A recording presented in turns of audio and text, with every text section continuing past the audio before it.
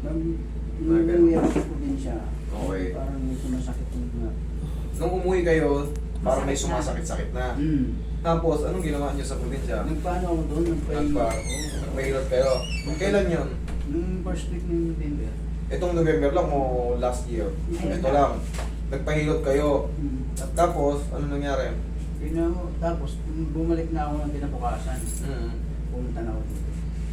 Yun na, pag umaga, hindi ko naman. So, ang ibig sabihin, nakasama yung hilot doon. Kasi pinaligo siya kinabukasan. Uli daw maligo. Anong oras kayo nagpahilot? Hapon, alas 4 ng hapon, tapos panapos ng gabi, bali dalawa. Dalawang hilot? Oo. Nung ano pala, mga bandang alauna pala ng hapon. Basta labing hilot ulit. Mga alas 6. Hindi, ganito ang ano yan. Dapat kahit pa paano. Ay, boss, thank you. Thank you. Dapat alam nyo rin yung mga bawal na ano. Kasi malamog na kayo. Malalamog kayo, double-double hilo. 3 oras daw nakalipas, alauna, alas 4. Nalamog na kayo. Pero syempre, pag nagpahilot ka, ibig sabihin, may problema ka, kaya may pinahilot, may masakit. Pero ano yung matatandaan mo? Meron ba kayong semplang sa motor? Laglag sa ano? Nadulas kayo sa daan? Wala lang, trabaho lang. Tapos nadoble yung hilot. Pero nung bago kayo hinilot sa probinsya, nagagalaw mo pa to. Okay. Sige. Ngayon, tapos nung dalawang hilot, niligo mo. Kinabukasan. Sabi daw, pinaligo daw Sabi siya. niya, pwede daw ko kasi nga uwi na nga ako dito. Okay. Pwede naman yung kinabukasan. Pwede yun. Okay yun, good yun. Pero kung alauna, alas 4, naghilot ka, pare-pare, magkasunod, tapos naligo ko ng gabi, talagang may malaking tendency na mamaga. Ngayon, ito, nag-delay siya. Sabi natin, kinabukasan ng paniligo. Pero, ito inabot mo. Alam ko siya, tapos parang Yan, oh. Parang na-dislocate. Parang na-dislocate kasi pag ginaganon, may pipitik. Aray, gaganon siya. Sige. Hindi ko na nga Dahil sa susunod tayo, ito, sa mga viewers ko, aral na to, kumbaga charge to experience na to. Isang beses lang magpapahilot. Kasi, pag hindi marunong yung maghilot, siyempre ganun lang ng ganun yan eh. Hindi niya alam yung mga body parts nyo. Hindi, pagdating po dito, pinahilot ulit na lamog naman, nagka-pasa-pasa siya. Diyos me, malima. Sobra-sobra na kayo eh. Sobrang hilot sa kanya. Kita mo, nalamog na kayo. Hindi, pag nalamog kasi, mawawala ng lakas yung muscle nyo. Tapos, siyempre magsuswelling yan, mamamaga sa loob. Lalo yung hindi nyo makikilos. Aral na yan sa inyo. Huwag kayong pahilot ng sunod-sunod. Hindi porkit hindi nawala doon sa kabila, hintayin nyo muna mag-subside. Hindi po pwedeng, parang may natira pang masakit, pahilo ako ulit. Ang kalalabasan yan, durog na lamog yung muscle nyo. Nung nakaraan, nagpasa-pasa na. Sobrang lamog na eh. Kinabukasan din yun. Hindi. Isang linggo siguro pag Isang linggo. Mas matindi hilot niya. Apat na araw hindi na kami. Hindi naman, kumbaga, ako siyempre manghihilot din ako eh. Hindi ko sila inaano. Kumbaga, siyempre, kasiraan natin lahat yan eh. Kasiraan natin lahat yan. Sana yung mga bagong nanghihilot o yung mga matatagal na manghihilot, mag-improve tayo. Kumbaga, magbasa na tayo, manood tayo sa mga sa mga anatomy, sa mga body parts natin, kabisaduhin natin, para alam nyo kung ano yung madadamage, makocompensate. Kasi kawawa yung pasyente.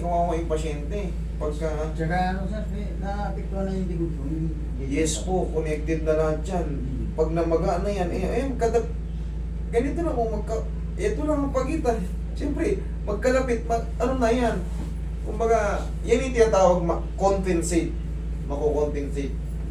Kasi magkarugtong yan, eto, dito lang, gaganyan yan. O kasi buo yan. Okay? Kumbaga, siyempre, ngayon, aral na yan, na hindi pwedeng, porkit hindi nawala sa sakit, hindi agad nawala yung sakit, nilipat ka naman sa kabilang pahilot ka ulit doon, lamog ka talaga. Sige, huwag mo lalaban na kami. Yan, relax ka lang. Isa pa. Pero ito ngayon tayo, hindi na ito ordinary yung bilog.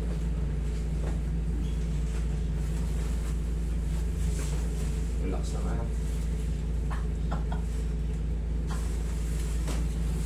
Kailangan mo lang magbaho ng 10 kilo ng lakas ng loob. Yun lang kailangan mo. Relax lang.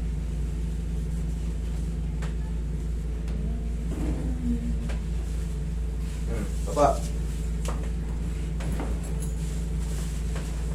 Ang mga sukat tayo. Oh. Thank you, boss. Putaya. Yung kamay niya. ano mo na yan? Gilid. Sa mga ulitin ko lang, sa mga bagong natututo o bagong nagsisimula pa lang o kahit sa matagal na alam nyo traditional pa yung gamit nyo, kailangan natin mag-improve na, kailangan natin mag-evolve, mag-araw tayo ng bagong method kasi kawawa yung mga kawawa yung mga pasyenteng lalapit.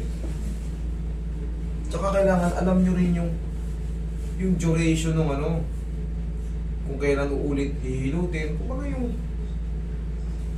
parang second session, parang ganyan. Dapat alam nyo na yan kasi makaka-perwisyo talaga. Sunod-sunod yung ngayon. Frozen. Yung mga manghihilot ngayon, nadadawit ngayon sa Cairo, kwak. Talagang dapat talagang tawagin ganun. Kaya ako, okay lang ako yung sa may basher eh. Pero hindi sa akin na yung general na sa akin.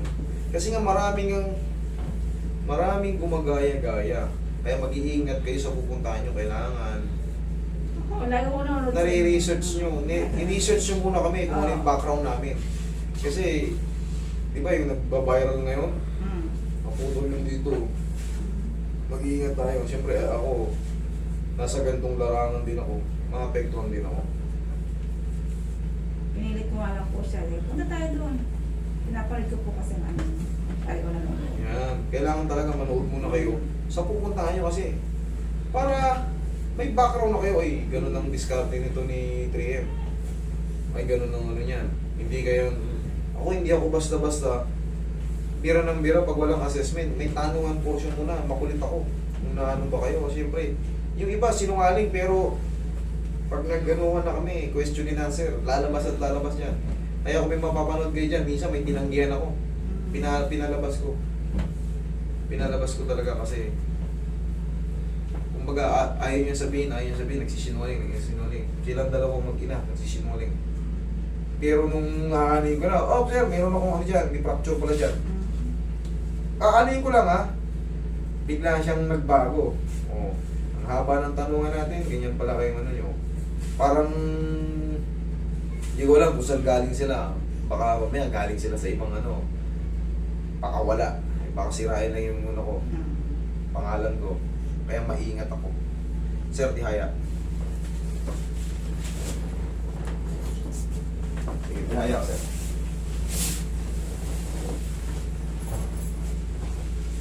Tapos may pala akong set. Okay. Sige, lagay sa tiyan yung kamay. Yan. Straight lang. Ay. Okay, relax lang Inhale, exhale lang. Okay, inhale. Exhale. Up. Wait. No, dapat isang diretso lang. Inhale. Exhale. Okay, wag mong gagawin. Kasi mararamdaman ko yan. Okay, inhale. Exhale. Isa pa. Inhale. Exhale. Down. Thank you. Ganun lang, hindi kayo masasaktan. Pag pinigilan nyo kasi yan, diyan ka lang muna. Pag pinigilan nyo yung hatak, maaari kayong ma-rupture kasi may nakadagan sa inyo roon, maaaring maapektuhan ng mali. Pero pag normal lang yan, wala lang, mabilis lang. Kasi mararamdaman ko yan pag nilabanan nyo. Kasi nakakapit ako sa leg nyo Alam ko yun, tsaka yung bounce ng hininga nyo sa tiyan. Hindi po pwede. Kailangan, bigay nyo lang. Hindi naman masakit. Masakit ba? Hinata ko? Hindi. Okay. Upo ka. Ito na yung mini bed. Malamang ito hindi nakakanood sa akin to. Kaya takot ang itsura Hindi nga, Pero, hindi ka dadalhin nito ni Madam kung hindi niya ako na background check. Siguro na-trauma na to, ilan eh. Na-trauma na to. Na-trauma ka na, no? Takot ka na sa Kasi yung araw na hindi ako. Kasi mali. Mali kasi yung ano mo naging diskarte mo. Ngayon, may knowledge ka na about sa pagpapahilot. Dapat pala hindi sunod-sunod. Hindi porket hindi natanggal sa paghihilot sa inong isa. May kilala ka pang isang manghihilot, pahilot mo ulit.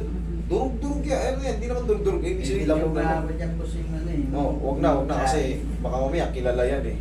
Hindi, taga. Ay, oo, taga. Hindi, baka may followers din yan. Mapapagalitan tayo. Yan sa ano, sa... Op. Huwag na. Taga dyan lang yan eh. May followers yan eh. Ngayon kasi nasa vlogging na.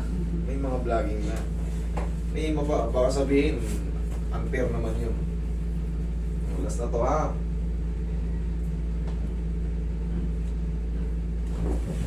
Okay.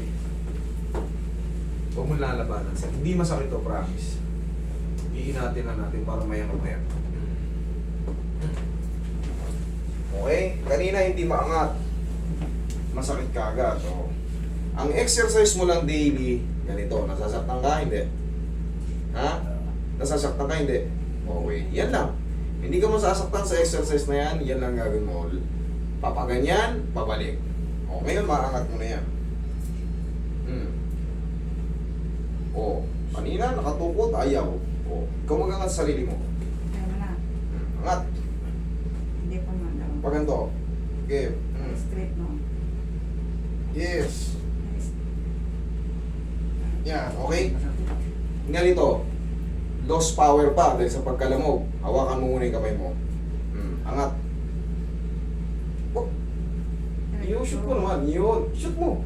Shoot mo sa daliri. Yaw. No, sige, angat. Tapos iangat mo. Angat. Okay. Yan. Okay, baba. Baba. Ang nawala, weak pa siya. Totoo, weak pa siya. Hindi naman tayo pwede magsinungaling kasi naka-video na eh. Naka-record tayo. Talagang gusto ko rin naka-video kayo. Ayan, para may ano kayo sa akin. Ganito, weak pa yung mga laman niya. Which is normal pa, lamog na lamog. Pero nawala na yung kalso. Yung kanya pag ginanya, masakit pag ginanya, pag binagsak mo agad. Ngayon, diretso na. Maluwag na. Ngayon, yung muscle niya, weak na weak dahil sa sobrang, kumbaga, lamog. Pero in a few days, siguro mga 6 days, 5 to 6 days, balik na yan. Ganito lang ha. Tapos ganito ang push-up mo. Sige, tayo ka. Ganito ang gagawin mo. Tukot mo to. Tukod mo. Tukot mo. Sige, at patras mo yan. Ganito ka lang. Angat. Tagilid. Yan, okay lang yan. Tama lang yan.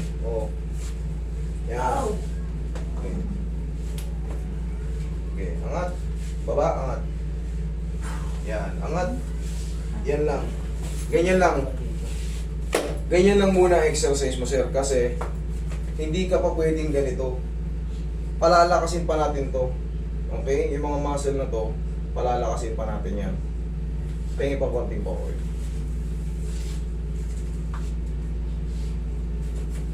Tapos ang pagmamassage dito, ganyan lang mo.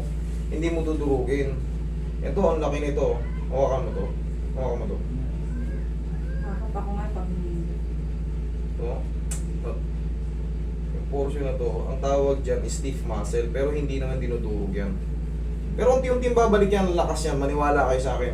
Tanggal na yung pagka-froze niya. Kayang-kaya mo na yan. May maga lang sa loob yan dahil lamog na lamog yung mga ginawa sa'yo. 1 linggo lang yan. Kaso Pwede pa nga magta-drive doon siya.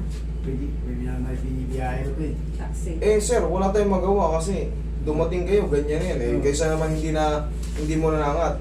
Mag-aantay talaga tayo ng ano. Pero pwede ko yan. Dito ka, upo rito. Yan to. Yung sinasabi mo kasi, kaso sir, kasi magdadrive ako eh. Nandito na kayo sa kalagayang ano eh. Ang mahalaga niyan, natanggal yung ano. Wala na siyang masakit. Antayin na natin bumalik yung ano. pwede ka naman mag-drive eh. Dalawang kamay, ganito ka. Oo. Ganito ka, ito paano ganyan. Oo. Ganun ka. Hindi. Oo. Kaya naman. Hindi ka kaya ka. Hmm. Pero kaya lang, minsan nagkatulad ni gabi, nakapagbuhat ako ng... Kasi mo wala, hindi pa siya ayos. Hindi pa siya ayos. Eh ngayon, ano, iba na eh. Iba na yung ano niya eh. Iba na yung ginawa ko eh. Oo. Kaya talaga lalaki. Sige. Maga pa nga yung loob eh. Maga pa yung loob. Pero yun nga, antayin nyo lang yung sinasabi ko. Antayin nyo lang yung sinasabi ko. 5 to 6 days. Okay? O, anong gusto nyo? Eh, yan yung treatment natin. O, anong gusto nyo? Ibalik natin sa kanina. O, pwede naman. Hindi, joke lang. Joke lang. Ganyan talaga. Huwag kayo muna kagad umasa na. No? Kasi week na week nga siya eh. Tapos, pag ginaganon, hindi ka magano eh. Eh ngayon ay gagano na. Kumbaga, antayin nyo lang muna yung proseso. Okay? Si tatay kasi medyo, okay, nakaangat mo na nga eh. Antayin nyo lang muna yung proseso. Kasi ang ano niya, mainipin to eh. Oo. Hindi, hula ko na kasi nakikita ko na kasi gusto niya kagad. Kasi, pumunta siya ron, 3 oras lang, masakit pa. Hilot ulit. Pero kung ano, kung papahilot nyo sa iba, sige. Magpakaputol na kayo ng ano. Pero yan sa akin, para sa akin, kahit i-warranty ngayon, kahit habang buhay kitang ano, pag hindi nawala ng 6 days, kahit i-warranty natin yan, ganun ako tiwala sa kamay ko. Okay? Kahit wala kayong bayaran habang panahon. Okay? Ganyan ako tiwala sa kamay ko. Sige. Okay. Thank you. Thank you.